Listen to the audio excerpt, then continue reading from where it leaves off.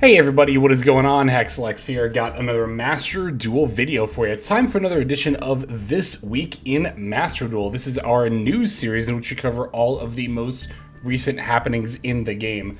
Sometimes we do tend to skip some weeks just when there's not a whole lot going on, but we are coming out of the World Championship 2024. So there is quite a bit to talk about as the World Championships have ended and Team 7 has taken the victory after a rematch between Team 7 and Snipe Hunters. I was watching the finals and the tournament overall, just kind of off and on, but it was fun chatting with folks in the Discord server about it as it was going on.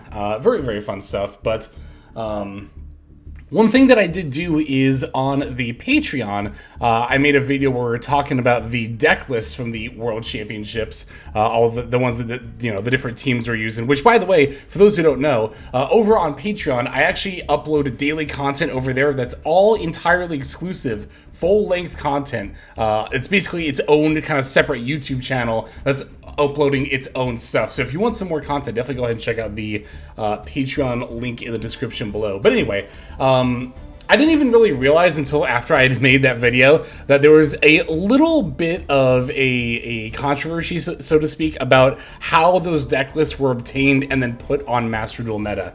For those who don't know, the team over at Master Duel Meta ended up using the Untapped companion while they were viewing the duels. And as I've said in the past, when you're looking at duel lives, you can see the deck list of the person who you are spectating from the perspective of. This was used to actually upload all of the deck lists to Master Duel Meta, day one of the tournament, which has been a very unpopular decision. So, if we take a look over here at Twitter, actually, Untapped did address it, which I thought was pretty good on them. They said that using the Untapped companion to see deck lists that would otherwise be hidden is unintended and goes against our philosophy and the purpose of the tool. We have fixed this issue in the most recent update. So that's good. It's good to know that because that was a bit of a concern before with even smaller tournaments. But the fact that it happened on the level of the World Championships is definitely unfortunate. I'm honestly really not a big fan of some of the stuff that's come out of the Decade community. I don't know if this is him saying this or just people that have kind of that are supporting him are saying it, but the common consensus against this argument, the common consensus as to why it's okay to leak these deck lists is, oh, well, there are people who cheat anyway, so this just makes the playing field even so that everybody can cheat. And it's like, well, okay, cheating shouldn't be happening in the first place. And I talk about this a little bit in my Patreon video where I'm like, I understand the idea that there is a likelihood that at least one person on one of those teams is going to find out other people's deck lists in an illicit way. That doesn't make it okay to then just publish all of the deck lists, right? I mean, to be fair, this is also not entirely, it's not just entirely the Master Duel Meta team's fault or Untapped's fault. It's also, of course, there's some responsibility for Konami for kind of allowing this, I guess, so to speak, oversight to happen. But yeah, I will say that I feel like Untapped has been made aware before as well that the deck lists do show in duel lives. So I'm not just trying to blame or pin any amount of blame on any one person, right? That said, this for me has kind of been the tip of the iceberg as far as using Master Duel Meta as a resource, especially for the channel, right?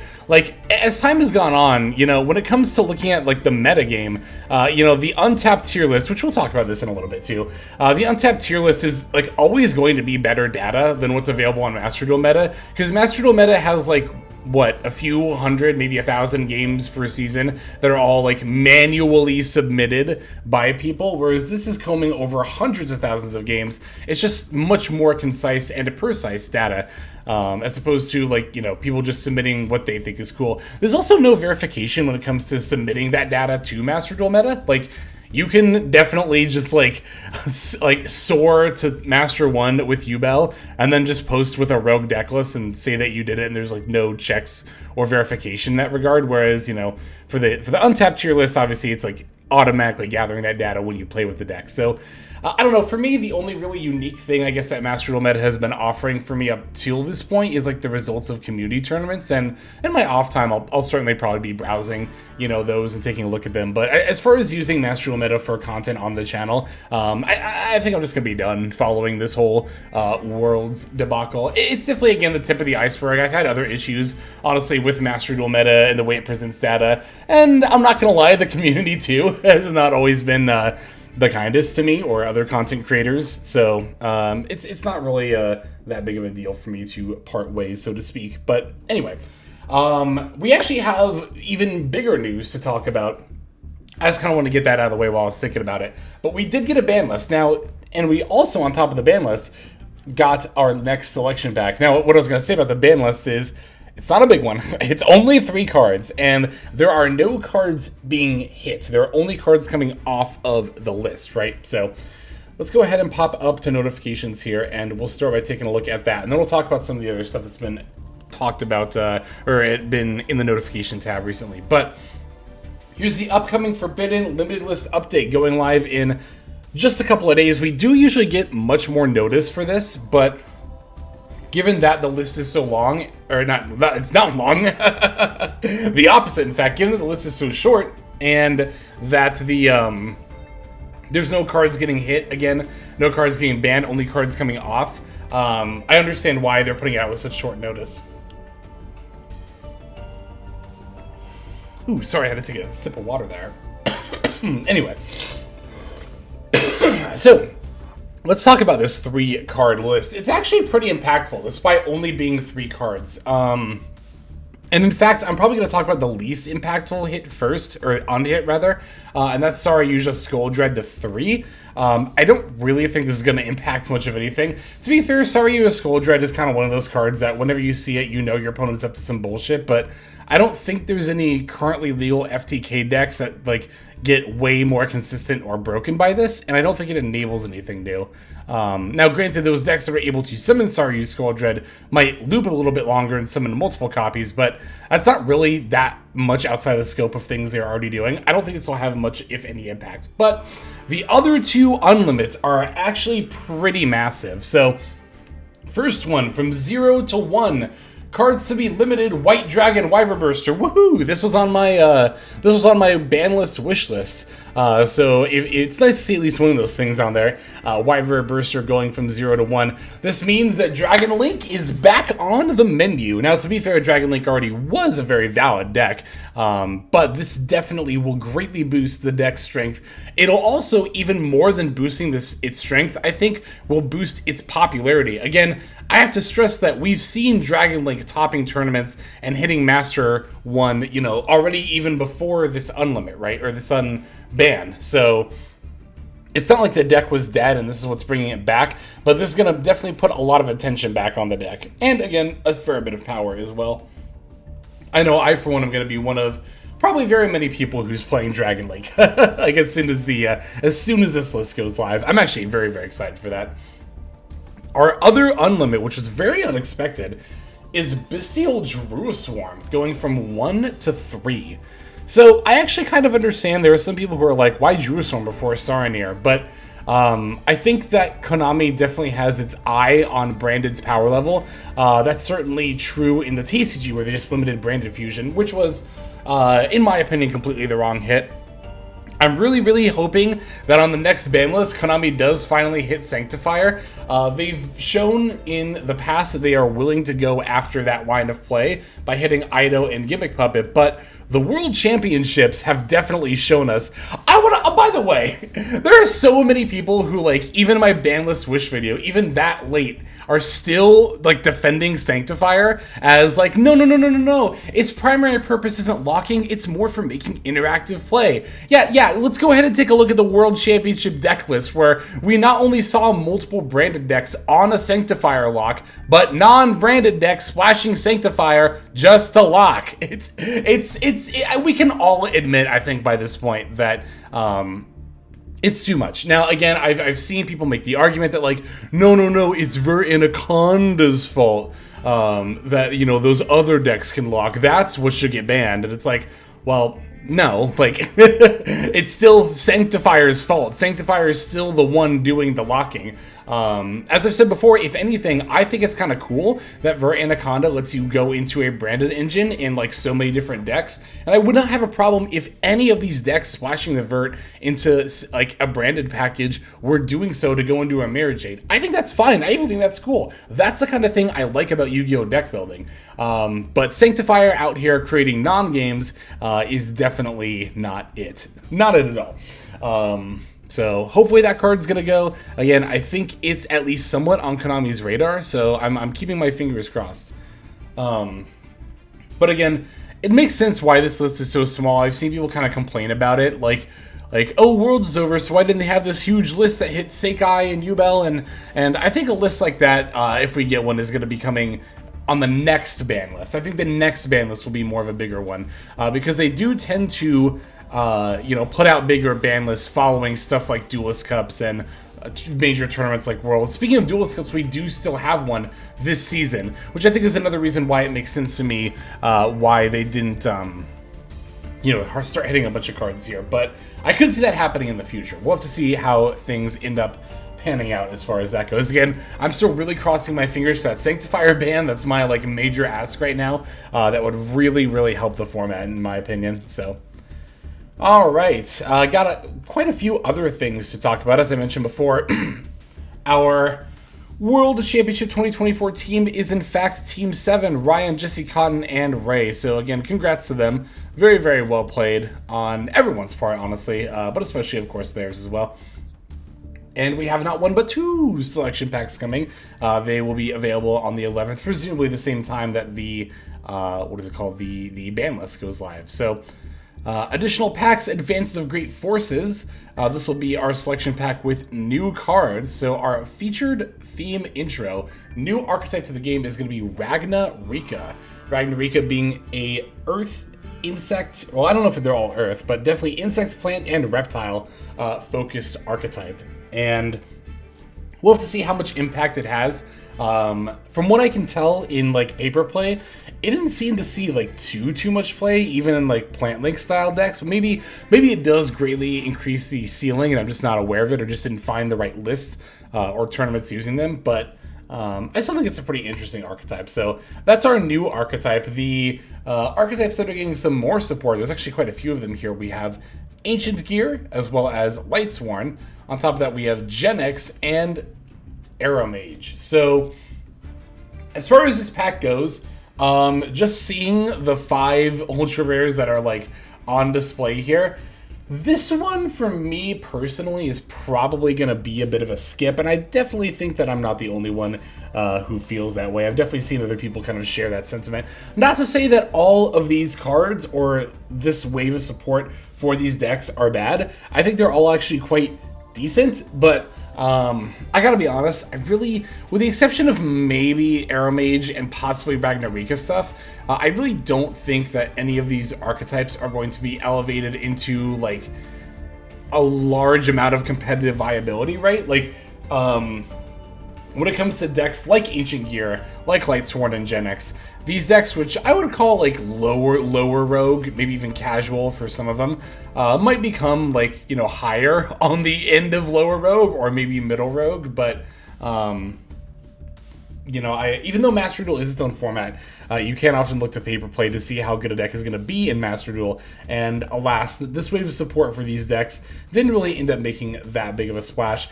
Even Gen X, which I remember when the Link one came out, a lot of people were kind of freaking out about how good it was going to be. But even that deck, I know, didn't really end up ultimately seeing any real use.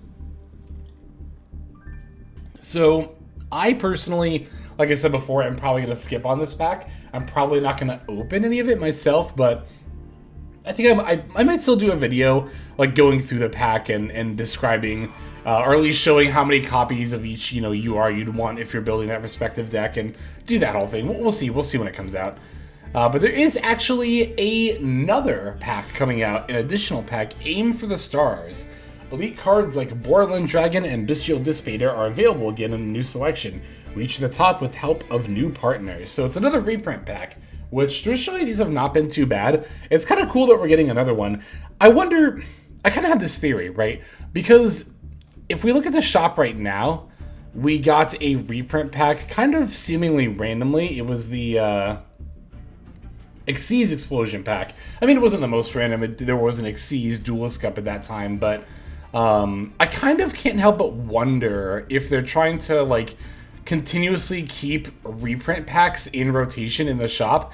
I would actually be all for that. I think a lot of people would be. You know, there's definitely enough URs that are either, like, not in a selection pack or a secret pack yet, or, you know, there's so many, like, archetypes, or rather there's so many URs that are scattered across different packs within a deck, within an archetype, like heroes or something, or, you know, Plant Link is actually a pretty good example of that. So if they are churning out reprint packs, like, every time there's a new selection pack as well, I'd be all for that again. I think that's a pretty good change, if that is in fact what they're doing. We'll have to see.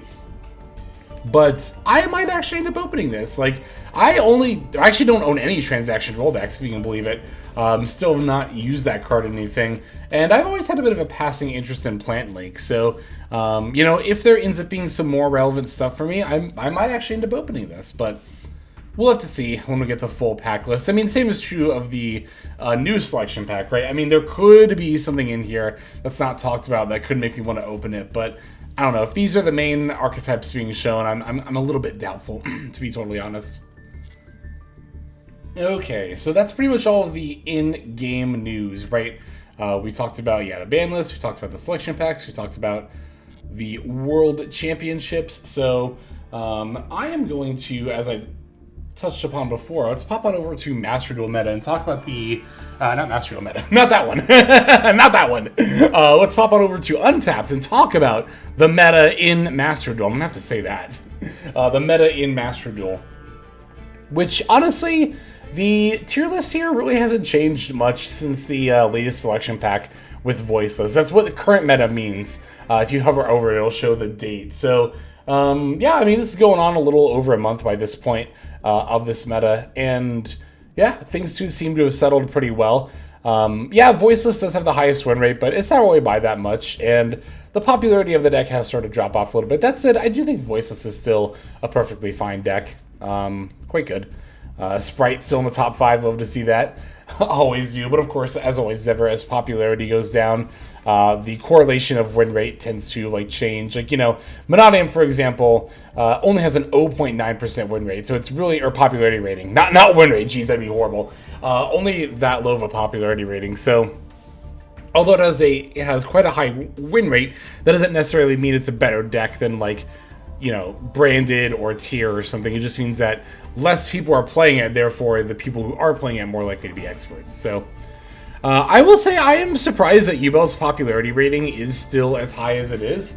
It really does. I mean, that the fact that it hasn't dropped off, like, at all since the deck came out, that really does kind of make me wonder, you know, is this deck actually the best deck in Master Duel right now? Is it actually better than Snake Eye? Because that's the thing, as always, ever about the, you know, untapped stats for Snake Eye. This actually combines Pure and Fire King. If we take a look at the breakdown, we'll see that Fire King tends to represent about 75% of these stats, but this is even Pure and Fire King combined. That's only 9%. That's still about half as much as Yubel, almost exactly half as much in the popularity rating. So maybe it is just indicative of the fact that people are sick of Snake Eye. Maybe it is still actually the best deck. Who knows? But I don't know. Maybe the answer is that it is actually Yubel.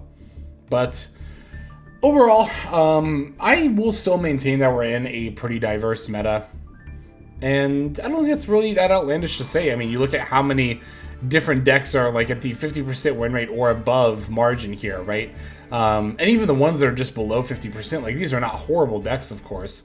But, you know, they're not quite as good. They're not quite as good as the rest up here, but, that's actually a pretty high win rate for Kashira. Anyway, not that high, but, oh, also, of course, got to point out that these are Diamond and Master stats as well. I tend to only look at these ranks because, when you factor in every single other rank, it tends to, like, it'll kind of muddy the stats a little bit, and you might not get as accurate of a representation, so. But yeah, I think when it comes to showing off the metagame and getting a good, true feel of what things are like, I really do think the Untapped meta tier list is the way to go. I think the thing that people might find a little off-putting is the fact that it auto-sorts by a win rate. Like, again, I don't think this is the Untapped team claiming that Voiceless is the best deck in Master Duel. Because, again, there's always that correlation between win rate and popularity rating that you have to consider. So, alright, is that going to do it for me? I think that might do it for this week in Master Duel. So everybody, thank you so much as always for watching. It does mean the world, especially when you watch all the way to the end. But I'm doing my outro spiel right now, so why don't we just go ahead and move on to that outro, and I'll see you next time. Hey everybody, Hexlex here. Just want to give you a huge thanks for watching all the way to the very end of the video. Believe it or not, that is actually one of the best ways that you can support the channel, is by watching the videos in their entirety. But there are many ways in which you can support the channel if you are so interested. The names that you're seeing on screen here, I gotta give an extra special thanks to, because these are people who have chosen to either become a member on YouTube, which if you're interested you can do as well via the join button next to the subscribe button down there, or have signed up over on Patreon and become members there. Link to that is going to be in the description below. Without the support that is being offered by, again, all the people that you're seeing on screen right here, I would not be able to take the time to dedicate to uploading daily YouTube videos. So thank you so very much. But there are also other ways you can support as well. Again, link to the description below. If you like my deck tracker that you'll see in a lot of my videos, the Untapped Companion, you can download that for free, and if you use my affiliate link down there, then that also goes a long way towards supporting the channel. That's, again, free. So is subscribing here on YouTube. That's also free and a huge way to support. You can also check out Twitch, once again linked in the description below. Following and subscribing over there will not only support as well, but also give you notifications of when I go live if you want to catch some of the live streams. But really, no matter how you choose to support, it all adds up, and it all definitely means the world. So thank you, each and every one of you. For now, this is Hexlex. I'm going to be signing out, but more than that, I'm hoping that you have a fantastic day.